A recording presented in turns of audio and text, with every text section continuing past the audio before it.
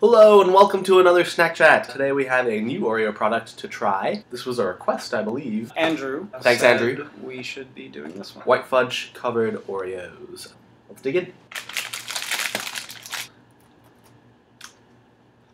There's a real snap to it. It was still very much like an Oreo in that way, and I was a little surprised by that. I thought the covering would make it not so much that way. The white fudge coating is very close in flavor to the filling. So it really tastes like an Oreo that's covered in filling, but texturally it remains very similar to regular Oreo. I think these are very good. I don't know that the covering adds very much. You can't really dunk this cookie in anything, you can't really separate the cookies from one another, things that I enjoy doing with Oreos, and maybe that's not a good way to evaluate this. To me, the covering sort of got in the way a little bit, but actually, I guess you're right. I think looking at it as an Oreo that's sort of covered in filling, at least flavor-wise, that's what it's like. And that's nice because it does balance out sort of the cookie part. I am more on the filling side than the cookie side when it comes to which part I enjoy the most. That balances out really nicely. I often find Oreos to not be very chocolatey. This actually reduces the chocolatiness of it even more, even though like And white that's chocolate. a good or a bad No, thing? I don't think that's Okay. a good thing. I think that's a negative. It's an Oreo, it's great. The covering tastes fine, it tastes quite good. For me, it sort of got a little bit in the way of just the Oreo itself. So I'm going to go with a 4 out of 5 rating here. Well, I was also going to go with a 4 out of 5. Okay, this is good. If you're adding something to the Oreo, it doesn't really add